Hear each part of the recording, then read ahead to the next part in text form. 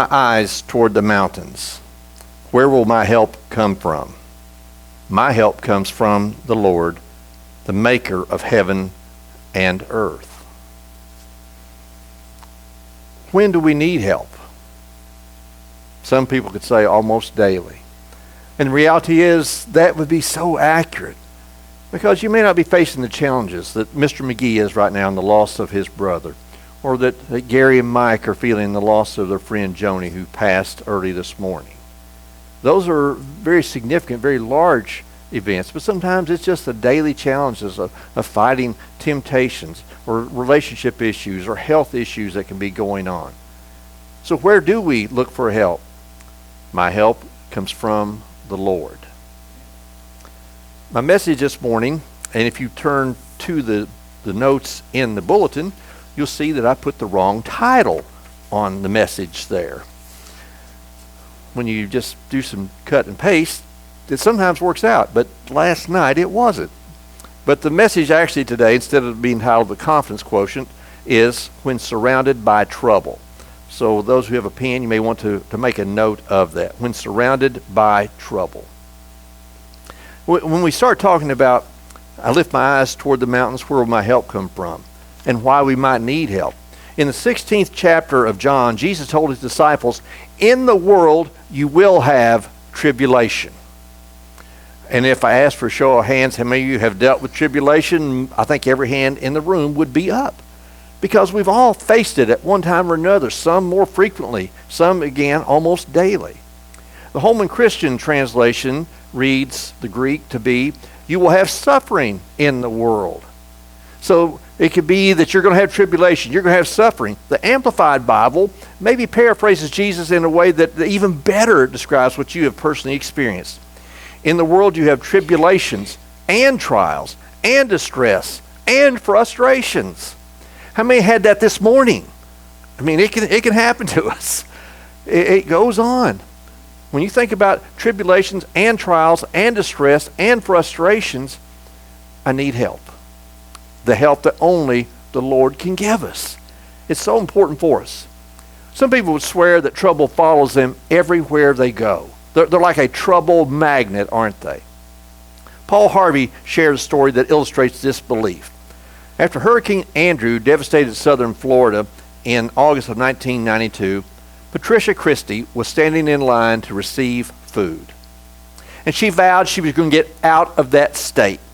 She would get on the first plane out. She would get somewhere that's far, far away from any kind of hurricane damage. She's going to have a nice, relaxing vacation. This is August of 1992. Paul Harvey said, Patricia Christie just contacted me. She's standing in line to receive water in Ireland because the hurricane Iniki had just struck Kauai with the worst hurricane on record for Hawaii. And this is in September of 1992, 1 month apart. Patricia Christie would say that trouble is following her. Now, Patricia Christie thought that she had it bad. Maybe you think you've had it bad, but folks, you've not had it bad at all. You want to see someone that's really been dealing with a difficult situation? I'd like for you to meet Alexander Simos. And you'll probably turn up the volume on this just a bit, please. And Mama and me and Wolf. She didn't give you a kiss? And Wolf. And she just went to work? Yeah. What kind of mama does that? You don't know? Me neither. Hi, and Nana Mama. Hi, baby Nana, Dada, me, and Wolf, and me, and Jay. You wanted to give her a kiss? And then you hi. And she just went to work? Yeah. Oh, man. Oh, man. See, so if you think you've had it bad, you've got nothing going on compared to Alexander, do you? You see, we're not restricted to having difficulties just by age, are we? It can even be when we're 2 years old and just finished soccer practice and mom runs off back to work. Let's say that as part of your daily quiet time, you happen to be reading through the book of Proverbs. And you encounter a passage and suddenly it just throws the brakes on your reading. You just come to a complete stop. because it doesn't coincide with what we're talking about this morning. Proverbs 12:21 reads, "No ill befalls the righteous, but the wicked are filled with trouble." You're going, whoa, whoa, whoa. Stop the presses here. No ill befalls the righteous. And you may be saying, now God, I know I'm not the most saintly person on earth. In fact, I try to pray every day. I try to read the Bible every day. And I try to follow your ways. But I still got troubles. But this says no ill befalls the righteous. Well, who gets out then? I may not be righteous as God, but what does it take? You see, and sometimes we misread a verse. We take it and we interpret it in a way that it's really not quite the context that we have. Because we know, from personal experience, you have read through Scripture. You know that the passage doesn't mean that misfortune and frustration will never camp out on your doorstep. It says, no ill befalls the righteous, but the wicked are filled with trouble. The Hebrew word for evil or harm that's here distinguishes this as trouble that's caused by wicked people. In other words, God is saying those traps that the wicked people lay for you, you're not going to be caught in those. Because why? God has given us the safety net. That doesn't mean we're not going to have challenges here on earth, but God has given us the ultimate, the eternal safety net through Jesus Christ. So we know that no ill is going to befall me long term. Yeah, we're going to have the short term headaches here, but long term, for eternity, I am saved. And we also remember what Jesus himself said, you will have trouble in this world. So if I expect that no ill will ever befall me, what I'm doing, I'm calling Jesus a liar. If I say, well, this says I'm not supposed to, so Jesus, you're lying to me. No, Jesus is telling us the truth. It's our misinterpretation of this. So we have to look at everything in a full context, a deeper context than perhaps just a casual reading might give us. Now, since we can accept that difficulties will be a part of our existence, this morning I want us to look at a passage that offers crystal clear directions on how to navigate those challenging times. It has been said that trouble will bring out the best in us or the worst in us. How many have seen that? You're around someone and something difficult goes on in their life and they explode, they lose it, and the worst comes out. But maybe been around someone else and they face a challenging situation, but they're still cool and calm and collected. And we're thinking, how did they do that? How does that happen? The bad times bring out the best or the worst in us. Without question, serious trouble in our lives will cause a test to see how we respond. Psalm 138 is going to be our passage this morning we're looking at. This psalm was written by David. The occasion in his life that prompted this writing is unknown to us. He only says in verse 7 that he was surrounded by trouble. Some historians believe that the psalm was written early during David's reign. They believe that the psalm was birthed out of the opposition of the neighboring nations when David became the king of the united nation of Israel and Judah. Other commentators propose the possibility that David wrote this psalm during Absalom's rebellion. And for his own safety, David was forced to flee Jerusalem after Absalom turned many of the people against him. Either of these settings would put the writing of Psalm 138 during a time when David was facing overwhelming trouble. His response to the trouble is far more significant to us than the occasion, the specific occasion that brought about the writing of these verses. Let's begin with verse 1. I give you thanks, O Lord, with my whole heart. Before the gods I sing your praise. I bow down toward your holy temple and give thanks to your name for your steadfast love and your faithfulness. For you have exalted all things above your name and your word. On the day I called, you answered me. My strength of soul you increased. All the kings of the earth shall give you thanks, O Lord, for they have heard the words of your mouth. And they shall sing the ways of the Lord, for great is the glory of the Lord. For though the Lord is high, he regards the lowly, but the haughty he knows from afar. Though I walk in the midst of trouble, you preserve my life. You stretch out your hand against the wrath of my enemies, and your right hand delivers me. The Lord will fulfill his purpose for me. Your steadfast love, O Lord, endures forever. Do not forsake the work of your hands. The last line, do not forsake the work of your hands, he's saying, you created me. Don't forsake me now. I need you now. And we often feel that way when things are really tough for us. We're saying, Lord, I need you now. I've needed you in the past, but I don't think I've ever needed you as much as I need you at this moment. He's saying, don't forsake me in this. So what is the roadmap that David is giving us here? How do we navigate when we are surrounded by trouble?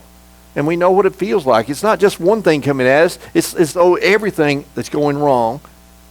And now I have no feeling of escape on this. So what do? Number one, make a renewed commitment to give God thanks wholeheartedly. And we've talked about the need for giving God thanks, to start in our prayers with an attitude of thankfulness to the Lord, because he's given us so much. So before we start complaining and whining and petitioning, give him thanks. But it also says to do this wholeheartedly. David says, I give you thanks, O Lord, with my whole heart. This adoration is a choice of his will. When we have volatile emotions, many times we don't feel like giving thanks. You may feel, in fact, somewhat resentful toward God. Say, Lord, why are you letting me go through this? You could protect me. You keep this all away from me. And we're not feeling very thankful. David probably wasn't feeling thankful as he wrote this, but still, he says, I will give you thanks with my whole heart. Let's contrast David's response of, I give you thanks, O Lord, with my whole heart, to the dedication of another king. In 2 Chronicles 25, verses 1 and 2, Amaziah was 25 years old when he began to reign, and he was the ruler of the kingdom of Jerusalem. And he reigned 29 years in Jerusalem for Judah. His mother's name was Jehoiadan of Jerusalem. And he did what was right in the eyes of the Lord, yet not with a whole heart. He did what was right in the eyes of the Lord, but not with a whole heart. Can we do that in our Christian lives today, in church today? Well, I come to church every Sunday, Brother Van, and I tithe like I'm supposed to, Brother Van, and I come on Wednesday night for prayer time, Brother Van. But do we have our whole heart in serving, or do we have a mindset of, well, I'm supposed to go to church on Sunday, and I'm supposed to come on Wednesday night, and I'm supposed to tithe? Do I do this out of just a love for the Lord, or is a sense of obligation? See, there's a difference between doing it out of love, but see, that's whole heart, versus obligation, like, well, I'm supposed to do that. We want people to understand that this is what God, a transformed life in God, will look like. So Amaziah says, he did what was right in the eyes of the Lord, yet not with a whole heart. Amaziah became king. His father's army had been defeated soundly by the Arameans. So when Amaziah became king, he said, okay, I'm going to make sure that never happens to us again. So he starts assembling a huge army. He's got 300,000 men that are ready with swords and shields and spears. But he says, that may not be enough. If I have a really bad attack, I may not have enough people there, enough men who can really fight. So he goes to the nation of Israel, and he says, okay, I want to hire some of your people, 100,000 soldiers. And he paid almost 3.75 tons of silver to hire these soldiers. In today's world, we would call them mercenaries. He's got them ready. Sometimes we create plans and God doesn't approve of our plans. He says, no, not going to happen. So God sent a prophet to Amaziah. He said, hey, if you go to battle and you use 100,000 soldiers, you're going to lose. I'll make sure that you lose if you bring him into battle. Amaziah said, okay, don't use them. But what about those talents, the 3.75 tons of silver I gave? What about that? God says, I got so much more for you than that. Don't worry about that. Do we sometimes get to majoring on the minors? Well, that's exactly what Amaziah was doing here. So God says, I'll prove to you. Amaziah gets involved in this military battle, and God gives him a huge resounding victory. This is a great thing. But sometimes that nature or sinful nature gets in the way. He went to battle against the Edomites and defeated them. But then he saw some of their gods, some of their images they crafted.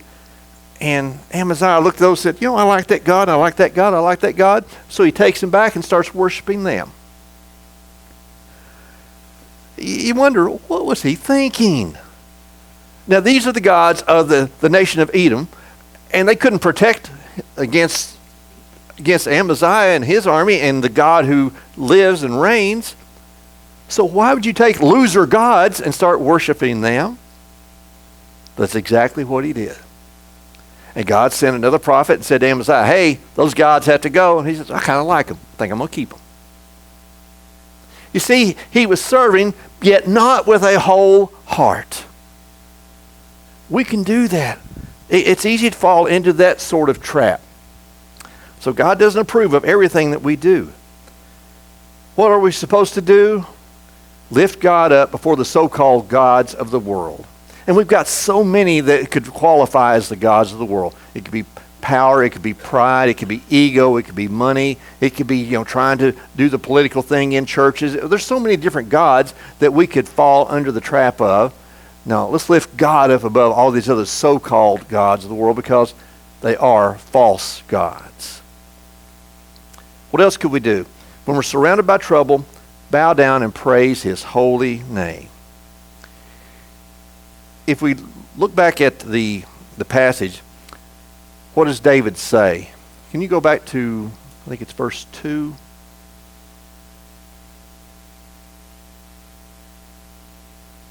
I bow down toward your holy temple. Bow down and give thanks to your name.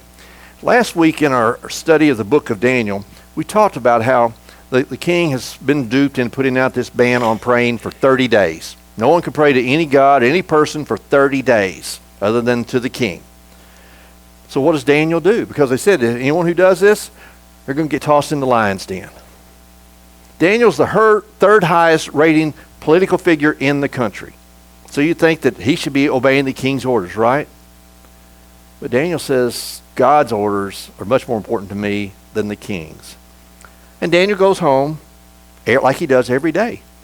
3 times a day, Daniel goes to his home, and there's a window that faces Jerusalem. And that's where Daniel will bow down and pray. It's visible. Anyone who's around can see Daniel there praying. And this is what led to the tough situation that he encountered. And you think, now why is it so important that he would have a window that faces Jerusalem and he would bow down that direction? The people believed, the Israelites believed, that God resided in the tabernacle, later in the temple. Now certainly this is before Solomon has built the temple, but they believed that God resided in the tabernacle. So Daniel's windows facing toward Jerusalem. This is where God is. What's David saying here? I will bow down toward your holy temple. This is where God resides. I want to make sure I'm having as much face-to-face communication with you as I possibly can. So he's facing in the right direction, and give thanks to your name. How important is the name of the Lord? In Philippians 2:9 we read, therefore God has highly exalted him and bestowed on him the name that is above every other name. So David's giving thanks to the name that's above every other name. And when we're surrounded by trouble, we should give thanks to his name. What are some of the reasons we should give thanks to his name? Number 1, because of his unfailing love. Psalm 32:10 we read, many sorrows come to the wicked, but unfailing love surrounds those who trust the Lord. Let's think about that. You're surrounded by trouble, but what does this also say? Your unfailing love, God, surrounds me as well. So that trouble that's around me, you're closer. You protect me from that trouble that surrounds me. You protect me with your unfailing love. Excuse me. So we can give thanks to his name because of his unfailing love. You can give thanks because of his truth, his faithfulness. The Lord is true to himself, to his holy character and his attributes, and it makes him absolutely trustworthy. We can give thanks to his name because he exalted his word above all things. In John 1:1, in the beginning was the Word, and the Word was with God, and the Word was God. So because he has exalted his word above all things, we can give thanks. We can give thanks to his name because he answers your prayers. What did David say in verse 3? On the day I called, you answered me. We could go through the crowd here today and say, when has God answered your prayers? And we'd probably spend the rest of the day listening to your responses. He's so good to do that. An unknown Confederate soldier wrote, I asked God for strength that I might achieve. I was made weak that I might learn humbly to obey. I asked for health that I might do great things. I was given infirmity that I might do better things. I asked for riches that I might be happy. I was given poverty that I might be wise. I asked for power that I might have the praise of men. I was given weakness that I might feel the need of God. I asked for all things that I might enjoy life. I was given life that I might enjoy all things. I got nothing that I asked for, but everything I had hoped for. Almost despite myself, my unspoken prayers were answered. I, among all men, am most richly blessed. Even when we're surrounded by trouble, can we hold that thought? I, among all men, am most richly blessed. It's tough when we face the troubles. When we face loss of family members, loss of dear friends, loss of health and mobility, loss of financial security. It's tough. We would never deny that. But still we look around and say, I among all men am most richly blessed. We can give thanks to his name when we're surrounded by troubles because he answers our prayers, because he revives and strengthens and encourages us. In verse 3, David said, on the day I called, you answered me. My strength of soul you increased. How do you feel when God answers your prayer? When he responds and you know that it could only come from God. Do you just want to kind of jump up and click your heels together? Miss Peggy, I'd pay good money to see you do that. That's the way we feel when God has answered us. My strength of soul you increased. God does. He bolsters us emotionally during those times when we need it most of all.